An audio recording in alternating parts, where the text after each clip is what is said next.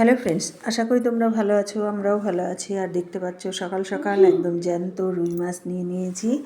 আর আজকে এই রুই মাছ দিয়ে বানাবো পালং রুই।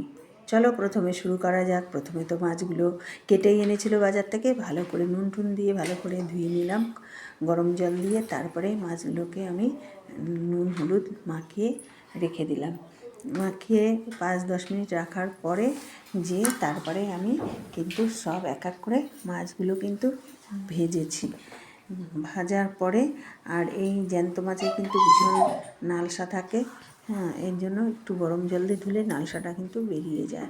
আর দেখো দেখো নুন হলুদ মাখানোর সাথে সাথে দেখো মাছগুলোর থেকে কিন্তু একটু জল বেরোয়নি। তাহলে মাছগুলো একদম ভালোভাবে দেওয়া হয়েছে। আর এইদিকে একটু মেটে এনেছে, মেটে দিয়ে কুচকের মেটের ঝোল বানাবো।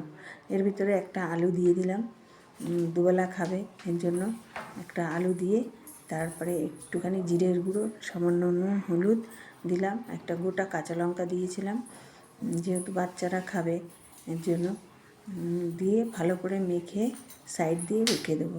আর অল্প একটু তেল দিয়ে মেখে দিয়েছি যাতে মাংসটা ভালো ম্যাগনেট হয়। আর দেখো সামান্য একটু কিন্তু জিরে বাটা দিয়ে ম্যাগনেট করে দিলাম। কোনো টমেটো কিচ্ছু আমি কিন্তু ব্যবহার করিনি, কারণ ছোট বাচ্চা খাবে। আর এইদিকে কড়াইতে পরিমাণ মতো তেল দিয়ে দিয়েছি, দিয়ে একটু নুন দিয়ে দিলাম যাতে মাছগুলো না ভাজে। আর প্লেনের আওয়াজ দেখতেই পাচ্ছ, বাড়ির উপর দিয়ে প্লেন যায়, কী আর করবো, প্লেনকে তো আর থামাতে পারি না, তাই একটু প্লেনের আওয়াজ শুনে নিলে তোমরা। এই জন্য মাছগুলো কিন্তু আমার পুরো ভাজা হয়ে গেছে। এই কড়াইতেই আমি কিন্তু এলাচ লবঙ্গ দারচিনি সব ফোড়ন দিলাম, দিয়ে আমি একটা পেস্ট বানিয়ে নিয়েছিলাম আদা জিরে তারপরে পেঁয়াজ রসুন দিয়ে।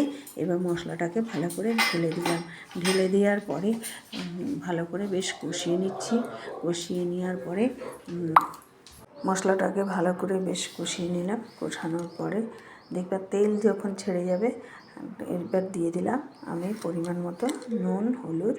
আর একটু পারলে তোমরা লাল লঙ্কার গুঁড়ো দিতে পারো, কিন্তু আমি কাঁচা লঙ্কা সব বেটে দিয়েছি, না দিলেও চলে যায়। আর পালং শাকে লাল লঙ্কার গুঁড়ো না দিলেও হবে।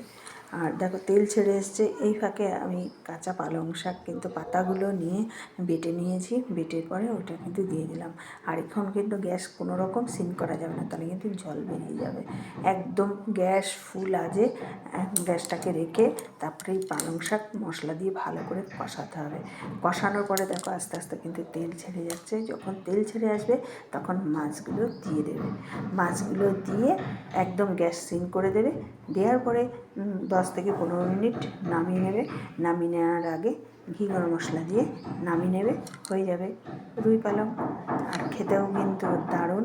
গরম গরম ভাতের সাথে যদি এরকম রুই পালং হয় আর কিছু লাগে না। কি বন্ধুরা, তোমরা কিন্তু অবশ্যই বাড়িতে বানিয়ে খাবে। উপর থেকে একটা দুটো কাঁচা লঙ্কাও দিয়ে দিতে পারো, আর আমি একটু ঝাল ঝাল দিয়েছি। আর এবার আমি ঘি গরম মশলা দিয়ে দেখো নামিয়ে নেব।